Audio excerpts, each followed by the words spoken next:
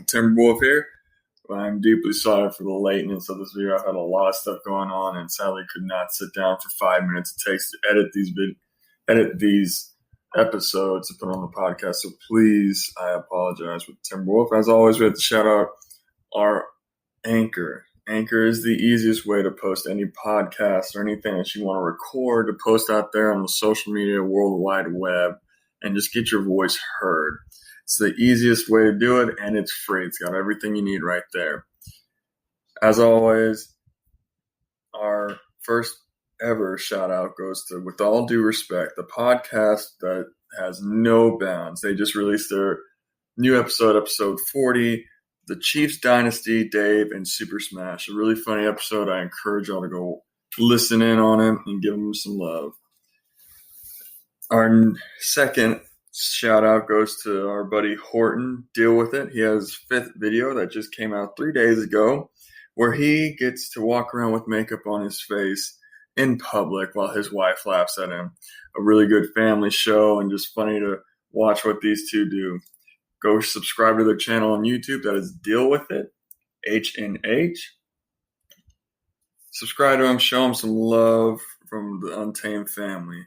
And our new sponsors, not really sponsors, but just a shout out, but hopefully one day they'll sponsor us. The Southern Star Brewing Company podcast. They just released their new episode that I was supposed to be on, but due to some things going down, I could not join in on them. But the Timberwolf will be joining in for some of that free beer.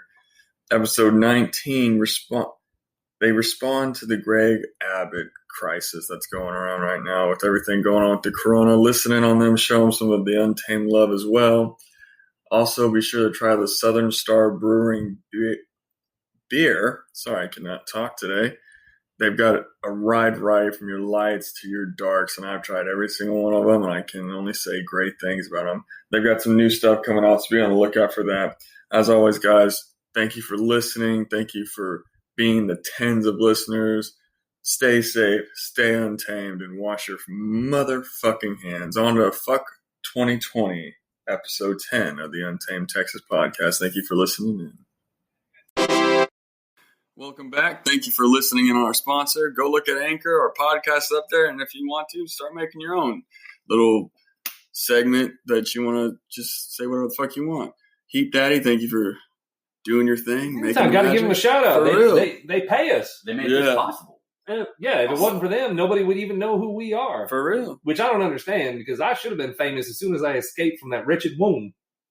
I don't know how the fuck I wasn't. I mean, goddamn. But on the break, which I do want to acknowledge the fact, we made it through an entire intermission, and you did not go to the bathroom, Justin. No.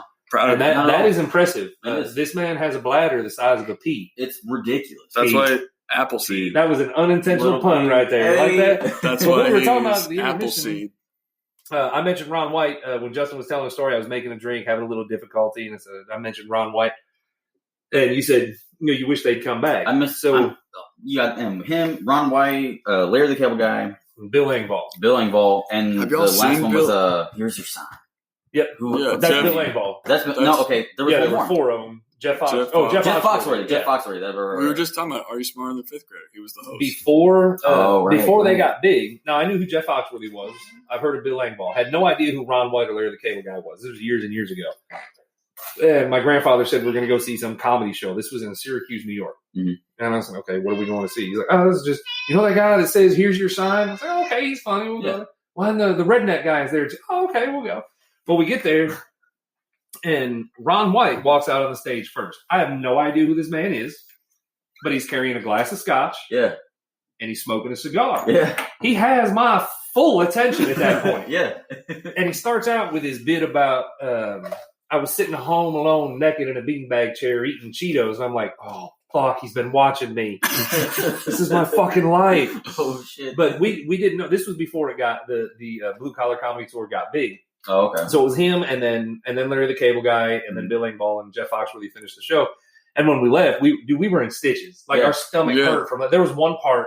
My ex-wife and I were dating at the time, with a really long time ago, and she could barely walk by the end of it because she had been doubled up. Like stomach, she legit doubled over, just couldn't breathe. And she has it when she laughs real hard. She does this hyperventilating.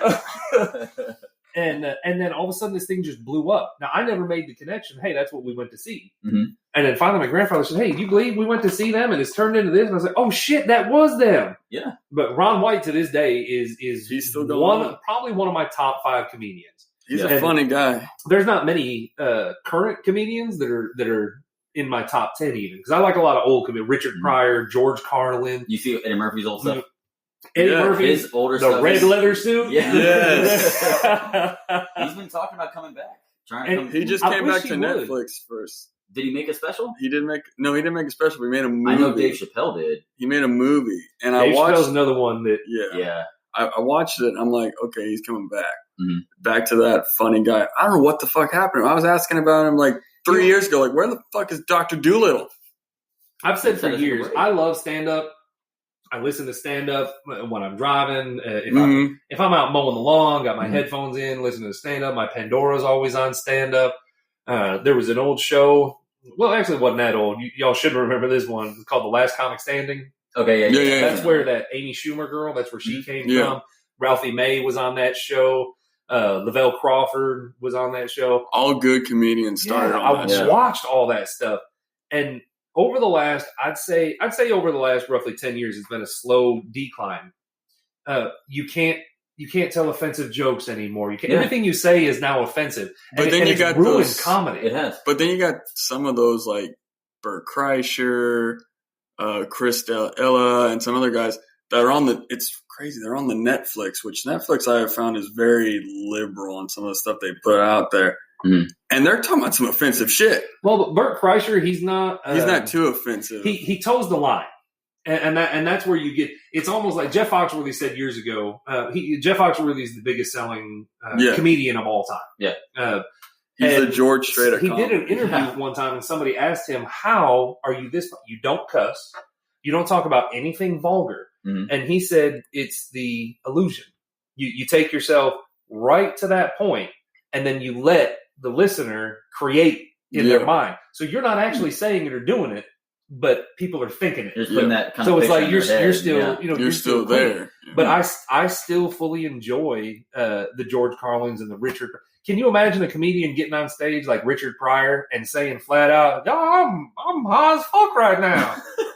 Well, Doug Benson does it every stand-up session. Yeah. But the decline in stand-up comedy, and I have for years had people tell me, "Hey, you should try stand-up," and I would like to. But I know I'm going to get out there, and I'm sure it's obvious listening to my voice that I'm a little bit white. But I tell white people cannot tell racial jokes.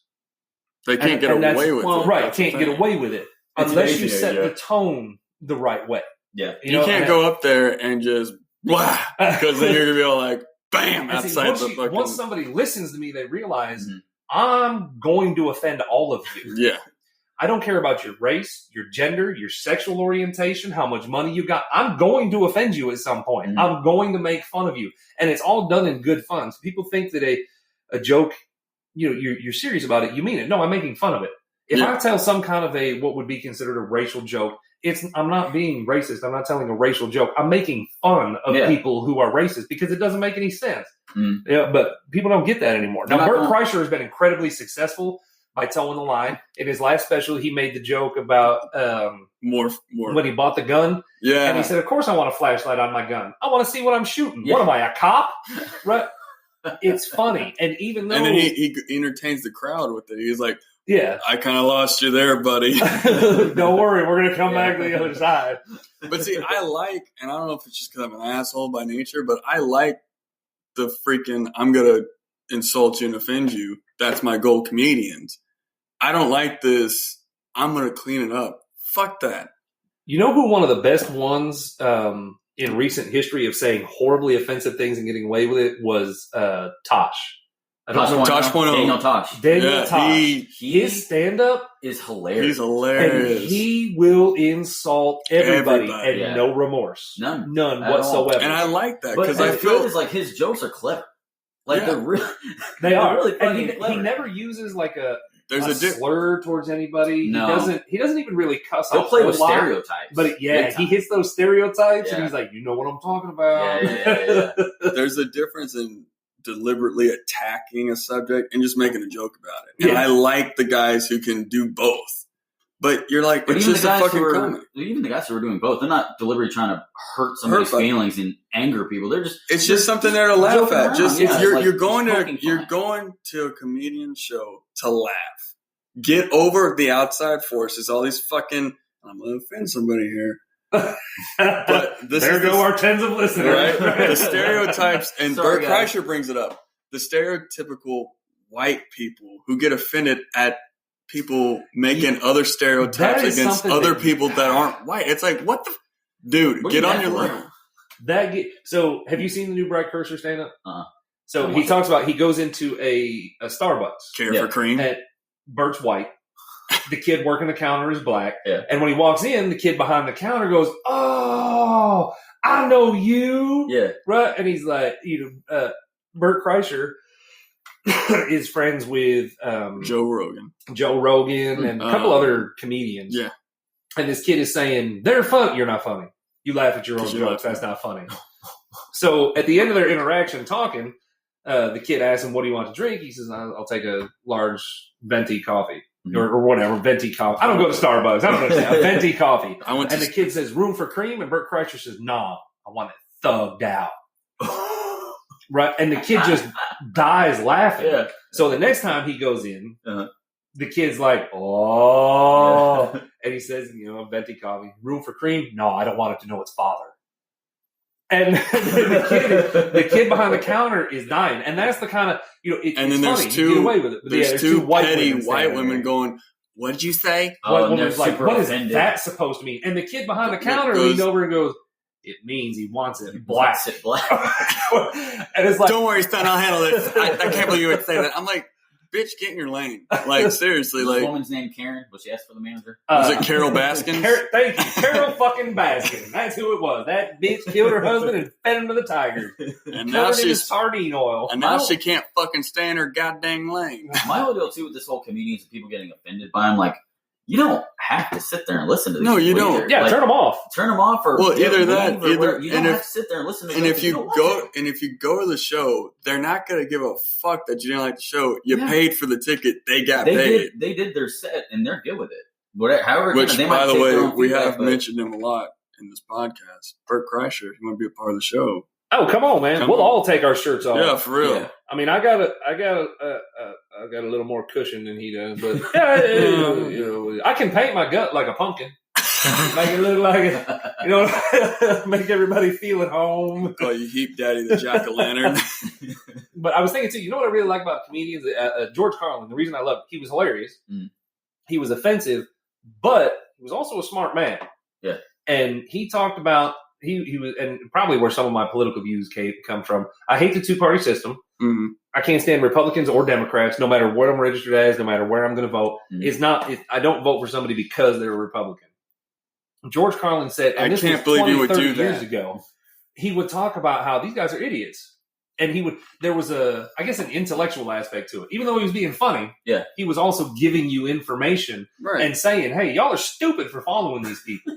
And what I was thinking about when you were talking, Sean, was this is an old quote from long ago, something along the lines of, an individual person is intelligent.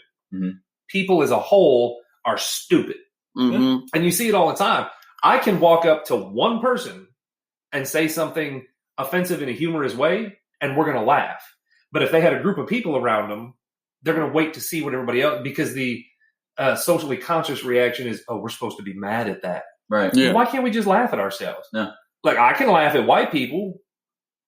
We done a lot of stupid shit to laugh at. Yeah, no shit. I mean, we eat mayonnaise. Who the fuck else eats mayonnaise? I don't know. White people. A lot of you people eat mayonnaise. No, white people. Well, okay. Well, a lot of Mexicans. white people. Mexicans make. What's the corn called? Did you dip in mayonnaise? Elote. Oh, elote. Yeah. Oh my god. Which is delicious. That so shit's good. amazing. It is delicious. I love me some elote. But I want to touch on too, and I want to make sure we talk about this because I was amazed. I texted both of y'all earlier today, and I said I want to talk about parodies, song parodies. Right. And I used Weird Al and which I can't believe I've never heard. Cletus T. Judd as examples, and neither one of you have any idea who they are. No, I have no idea. And I did tell you during intermission or whatever it was how it worked. And see, I do that stuff all the time. We'll be in the car. I did it today. song comes on, and I'm just making up the words as I go.